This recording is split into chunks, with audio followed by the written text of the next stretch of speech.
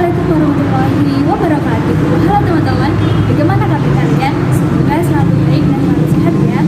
Nah, di sini bersama saya Emsifa Farida, kita akan belajar mengenai materi kelas 9, yaitu tanah untuk keberlanjutan kehidupan.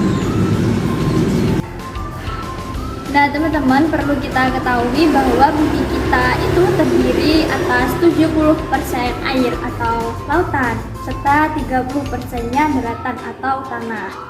Nah, jika dilihat dari luar angkasa nih teman-teman, bahwa bumi kita itu terlihat seperti hamparan lautan yang sangat membentang luas.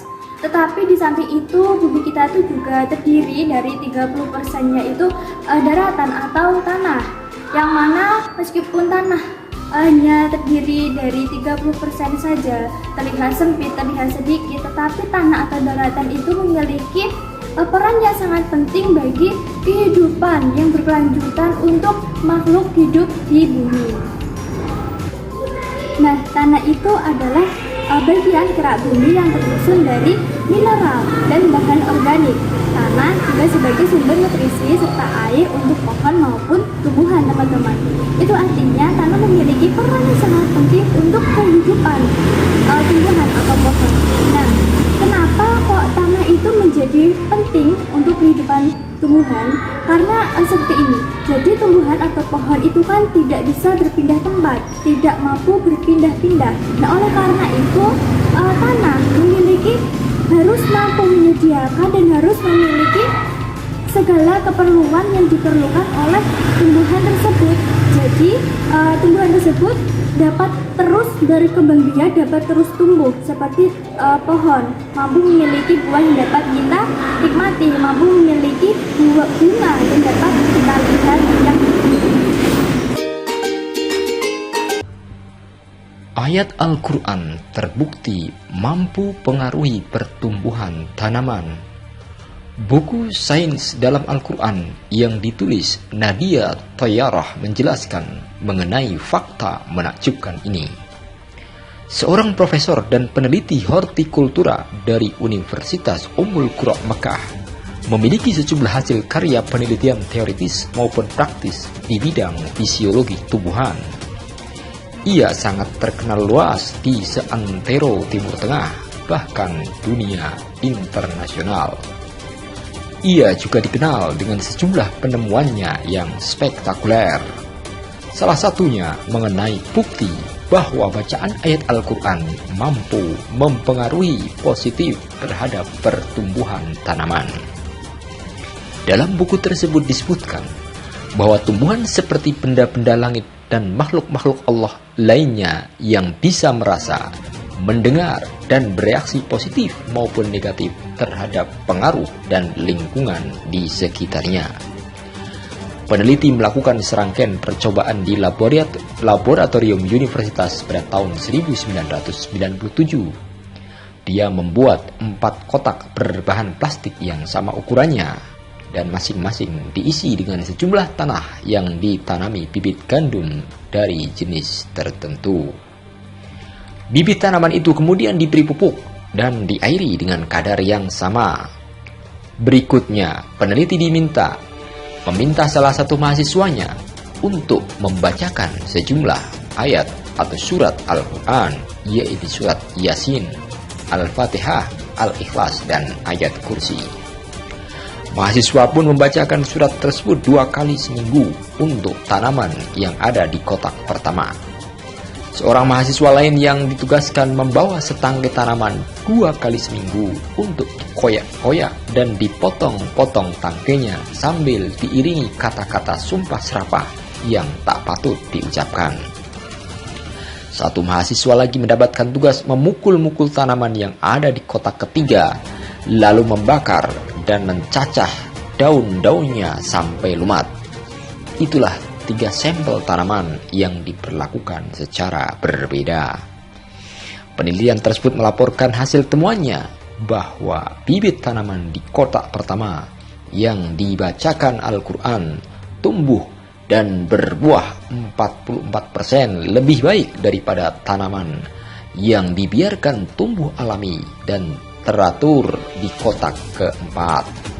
Selain itu, tanaman di kotak kedua yang didekatkan dengan perlakuan kasar, dan di kotak ketiga yang diperlakukan tak sepatutnya tumbuh 33% lebih rendah dan kualitas buahnya 80% lebih buruk. Maka jika seorang mukmin bercocok tanam sambil membaca Al-Quran dengan jiwa yang tenang dan selalu mengingat Allah, insya Allah hasilnya pun akan berlimpah. Ayat Al-Quran mengungkapkan bahwa bumi beserta semua yang ada di dalamnya pun bertasbih kepada Allah, sebagaimana disebutkan dalam surat Ar-Rahman ayat yang ke-6. Langit yang 7, bumi dan semua yang ada di dalamnya bertasbih kepada Allah, dan tak ada sesuatu pun melainkan bertasbih dengan memujinya. Tetapi kamu sekalian tidak mengerti tasbih mereka. Sesungguhnya Dia adalah Maha Penyantun lagi Maha Pengampun. Surat Al-Isra ayat 44. Dan tumbuh-tumbuhan dan pohon-pohonan keduanya tunduk kepadanya. Quran surat Ar-Rahman ayat yang ke-6. Ya, itulah salah satu bukti dari kebesaran Allah Subhanahu wa Ta'ala, bahwasanya sains membuktikan kalau ayat Al-Quran mampu mempengaruhi pertumbuhan tanaman. Nah, teman-teman, selain pohon, ternyata semua makhluk hidup di bumi itu seperti hewan dan juga manusia itu juga memerlukan peran tanah sebagai keberlanjutan hidupnya. Perlu kita tahu juga bahwa kalau tanah itu memiliki fungsi sebagai tempat makhluk hidup, seperti contohnya hewan, tumbuhan, dan salah satunya adalah bakteri. Nah, walaupun tidak dapat dilihat dengan mata, keberadaan bakteri itu sangat berpengaruh di dalam tanah. Tanah juga bermanfaat untuk kehidupan manusia. Salah satunya manusia itu memanfaatkan peran tanah yang dijadikan sebagai tempat tinggal atau bangunan, sekaligus bahan kerajinan untuk dijual, sehingga kerajinan tersebut mampu memiliki nilai ekonomis untuk memenuhi kebutuhan manusia.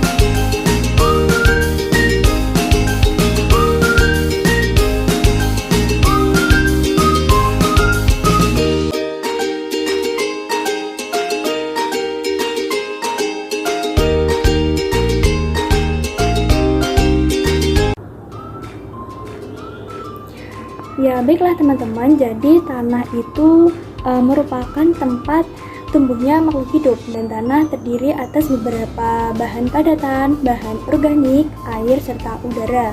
Serta tanah juga memiliki komposisi komponen yang berbeda dan dapat berbeda antara satu tempat ke tempat yang lainnya.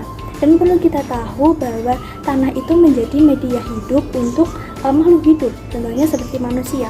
Manusia banyak memanfaatkan peran tanah dengan melakukan berbagai aktivitas seperti aktivitas pertanian, pertambangan, maupun pengolahan lahan lainnya. Dan tanah juga terdiri atas pelapukan batuan. Nah, pelapukan batuan itu baik dari pelapukan batuan fisik maupun pelapukan kimia. Serta jika kita manfaatkan peran tanah, manusia itu juga bisa mengoptimalkan peran tanah dengan cara berbagai pengolahan atau mengoptimalkan kegunaan tanah tersebut untuk aktivitas-aktivitas manusia dan yang kemudian dapat menunjang kebutuhan hidup atau keberlangsungan hidup manusia.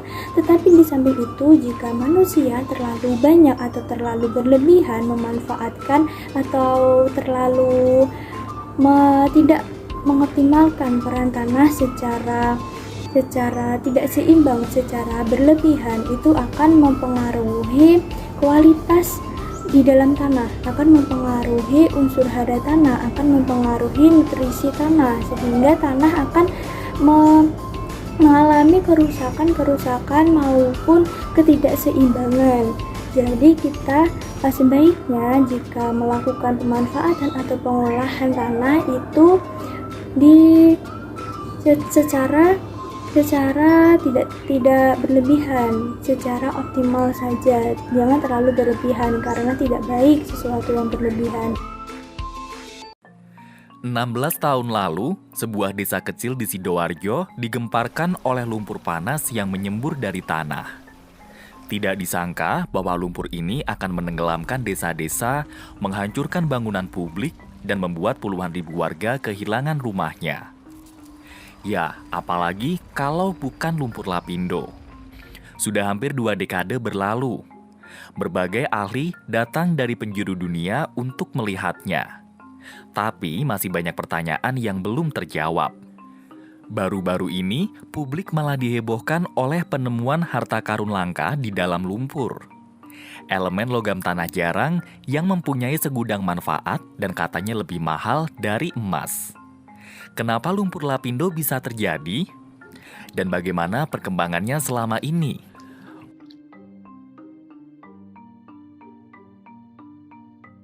Pukul 4:30 pagi, 29 Mei 2006, lumpur panas menyembur di tengah persawahan Kecamatan Porong, Sidoarjo.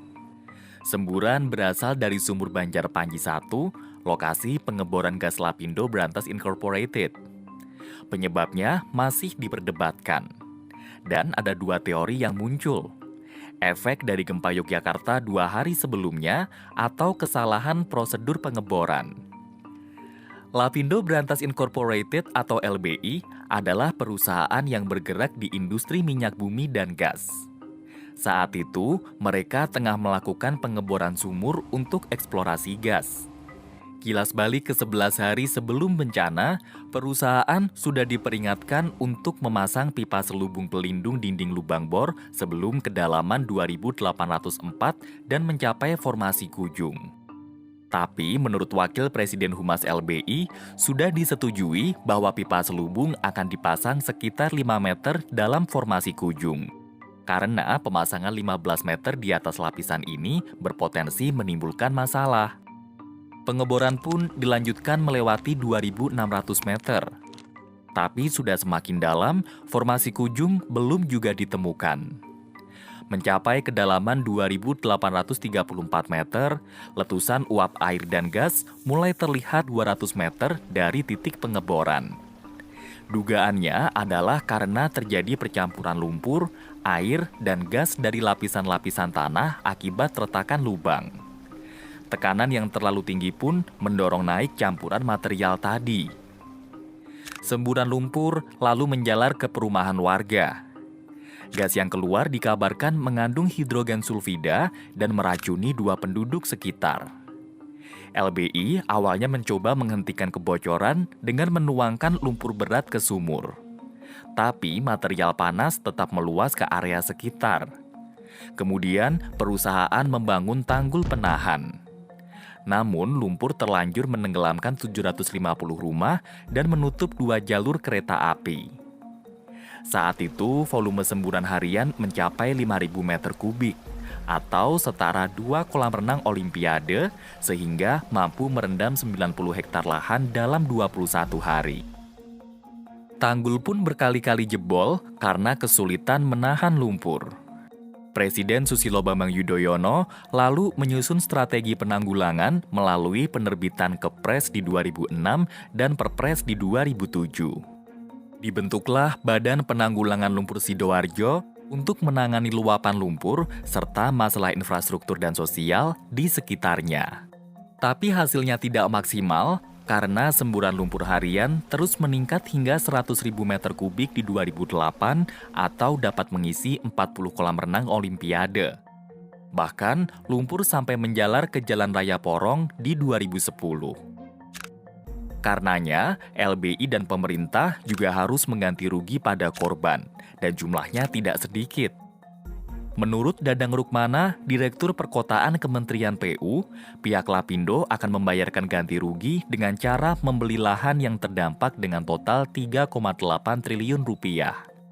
Untuk korban di luar PAT, ganti rugi dibebankan ke dana APBN. Tapi hingga 2013, LBI hanya dapat mengeluarkan 3,03 triliun rupiah dan meminjam dana pemerintah sebesar 773 miliar di 2015 dengan jatuh tempo di Juli 2019. Bukannya membayar utang saat jatuh tempo. LBI malah menyatakan adanya piutang 1,9 triliun rupiah dengan pemerintah untuk penanggulangan lumpur di 2006 sampai 2007. Utang LBI kemudian akan diselesaikan melalui perjumpaan utang. Secara tak langsung, pemerintah juga ikut menanggung ganti rugi. Dengan total alokasi dana APBN yang mencapai 11,27 triliun rupiah, penanganan lumpur Lapindo tidak juga selesai di 2017. Pemerintah diperkirakan masih membutuhkan 1,5 triliun rupiah lagi untuk menuntaskan penanggulangan ini. Anggaran sebesar 380 miliar pun kembali dikucurkan di 2020. Ajaibnya, meski lumpur Lapindo dinobatkan sebagai bencana metana terbesar di bumi, kegiatan blok berantas masih berjalan. Di 2018, Kementerian ESDM memperpanjang kontrak bagi hasil dengan LBI selama 20 tahun. Dan Lapindo Berantas akan kembali melakukan eksplorasi migas tidak jauh dari titik semburan. Apa jadinya situasi ini nanti? Pertanyaannya bukanlah lagi siapa atau apa yang menyebabkan lumpur Lapindo, melainkan kapan bencana ini akan berakhir? Dan jika terjadi penurunan kualitas tanah, maka tanah tersebut akan tidak seimbang, seperti unsur hariannya akan menurun, teman-teman. Jadi peran tanah tersebut akan jelas menurun kualitasnya karena pemanfaatan manusia jika terlalu berlebihan, terlalu tidak terukur, maka akan menimbulkan sesuatu yang tidak baik untuk keberlanjutan tanah, untuk peran tanah sebagai manusia. Jadi kita memanfaatkan peran tanah itu jika dilakukan aktivitas pengolahan lahan maupun kerajinan itu sebaiknya tidak berlebihan supaya tidak terjadi penurunan kualitas tanah. Tanah merupakan sumber daya alam yang harus kita lestarikan dan harus kita jaga ya teman-teman. Oleh karena itu, apabila tanah sudah mengalami kerusakan atau bagian tanah itu mengalami keadaan yang kurang baik, jadi wajib untuk kita sebagai manusia untuk mengembalikan tanah tersebut menjadi lebih baik. Nah, dengan kita melakukan upaya pencegahan seperti reboisasi, penterasan teras iring dan lain sebagainya untuk menjaga kesuburan tanah, menjaga unsur hara tanah, menjaga nutrisi tanah untuk kemanfaatan manusia atau tumbuhan, hewan dalam keberlanjutan hidupnya di bumi. Assalamualaikum warahmatullahi wabarakatuh children. Good morning. Walaikum salam warahmatullahi wabarakatuh ma'am. Good morning. Are you ready for a study day this morning? Ready, Mom. Well, before entering the learning material, can you mention what you see around this school field? Tribu. Yes. Others? I know the land. Yes, ma'am. Yes, that's right. Do you know the role of soil for the survival of life? Not yet, ma'am. If you don't understand, let's learn about soil material for the survival of life. Jahakukimu apiru tana. Sayabu, Tana adalah lapisan paling atas di permukaan bumi. Ia betul Steveni, selain itu tanah mengandung beberapa partikel seperti batuan mineral dan partikel kimia. Lalu apakah Anda tahu peran tanah bagi tanaman? Saya tahu bu, untuk mendukung pertumbuhan tanaman. Ia betul Shaina, Tina dapat menunjang pertumbuhan tanaman dengan cara menjaga dengan keadaan menyiapkan air dan unsur hara. Selain itu tanah juga merupakan tempat berkembang biaknya hewan dan bakteri. Tahukah kalian hewan dan bakteri apa saja yang hidup di dalam tanah? Saya tahu itu hanya casing tanah bu. Ia benar selain itu juga ada semut, gang-gang, jamur dan lain sebagainya. Tahukah Anda parent hewan dan bakteri di dalam tanah? Saya tahu bu perubahan bahan organik. Anyone else know? Saya bu, monopoli reaksi enzimatik, oksidasi dan fiksasi. Yes, it's really great. I love you are great. Sa elemen getui parent tanah kita akan mempelajari parent organisasi tanah. So, do you know the role of soil organisms in everyday life? Don't know, ma'am. Don't you know, it's related to garbage. Oh yes, ma'am. He'll decipher the garbage, right, Mom? Baik yang disabu decomposer. Artinya, organisme tanah menguraikan atau menguraikan bahan organik yang berasal dari sisa makhluk hidup. Our learning hours are over. Our children will start later after the break. Waalaikumsalam warahmatullahi wabarakatuh. Nah teman-teman, setelah kita mempelajari tentang pengertian tanah, peran tanah, pola penyusun tanah, untuk memperkuat pemahaman kita, mari kita belajar melalui NKPD. Nah cukup sekian belajar kita mengenai materi tanah untuk keberlanjutan kehidupan. Terima kasih telah menonton.